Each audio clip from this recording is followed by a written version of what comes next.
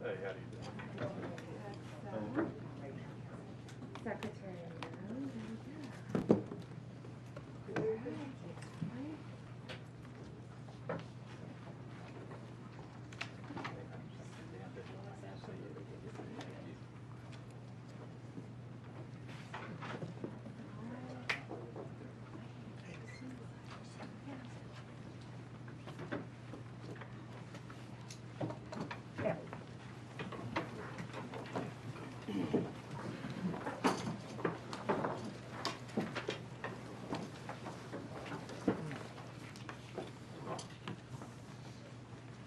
All right, is this on? Catherine, how do I turn this? You had it there, the red light. There you go. All right, got it. Thank you all for joining us today. We're excited to be here for the launch of the Task Force to Eradicate Anti-Christian Bias as outlined in the President's Executive Order. Joining me today are members of the task force and individuals who have been impacted by the anti-Christian bias.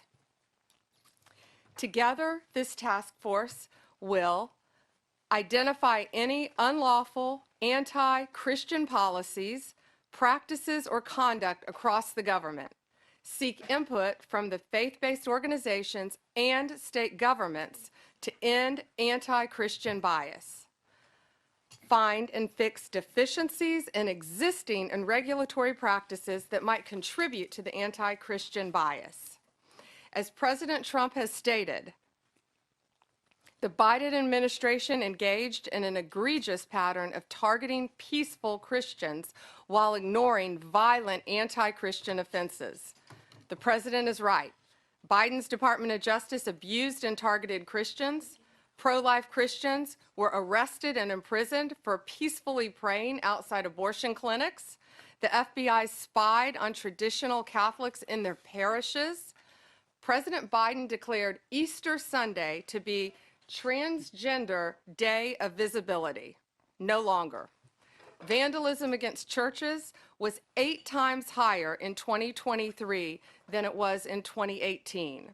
And as at President Trump's directive, we ended those abuses at the Department of Justice on day one. We dropped 3 ongoing cases against pro-lifers and redefined the FACE Act to ensure that abuse would not continue and that American tax dollars were not used to support the weaponization of our legal system to target Christians.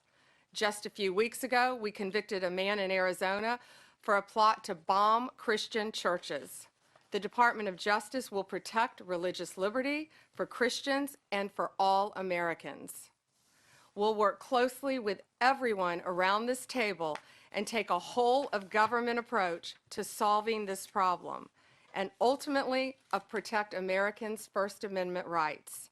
The First Amendment isn't just a line in the Constitution, it's the cornerstone of our American liberty. It guarantees every citizen the right to speak freely, worship freely, and live according to their conscience without government interference. Protecting Christians from bias is not favoritism, it's upholding the rule of law and fulfilling the constitutional promise. Thank you to President Trump. We have an incredible opportunity, all of us around this table, to protect the rights of all citizens from discrimination based on their religious beliefs. And thank you all for being here based on this executive order, and I look forward to doing great work together. Now, Deputy Attorney General Todd Blanche has a few words. Good afternoon, everybody. First, thanks everybody for coming and for members of the task force for being here today and for your commitment to this important effort. If you look around this table and the leadership that's here, I know that combined with our shared determination to establish sound, effective policies and to push back against any form of anti-Christian or anti-religious bias that has taken root within the federal government, this will allow us to carry out the President's executive order. I want to echo what Attorney General Bondi just said. Supporting the free expression of faith is not just a constitutional principle. It is something that all forms of civil government should be encouraging. At its core, the executive order we're here to talk about today affirms a fundamental truth. Every individual has the freedom to choose their religious faith. And once made, that choice should never be subject to discrimination or bias from our government. Now, unfortunately, over the past several years, we've seen troubling signs to the contrary. We have witnessed actions that suggest an underlying bias against people of faith, particularly Christians. This task force was created to make sure this never happens again in America. We will investigate what went wrong, uncover facts, and ultimately chart a path forward. So today, we're going to hear from individuals who will share their personal stories, stories that reflect broader trends and challenges from the Biden administration's policies. Policies that, frankly, strip people of their inalienable rights. We're also going to hear from members of this task force about the ways in which anti-Christian sentiment may have shown up in their departments or their agencies. A key challenge that we face is a public misunderstanding of our form of government. We're a constitutional republic, not a pure democracy. And this distinction matters because in a republic, individual rights are protected even when unpopular. And misunderstanding this distinction allows our institutions and media to misrepresent our founding principles.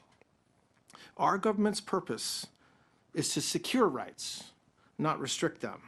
So yes, this task force has a big job ahead, but it's a vital one, and it's one that we're going to get done. Finally, I want to thank the members of the media who are with us today. We appreciate your attention and your presence for this opening portion of the meeting. At this time, we'll be moving into our internal discussions, and so if you would please make your way out, we'll then continue with the rest of our work in a closed session. Thank you very much. Can we ask one question on topic? And it was the examples that each department's looking for. Any new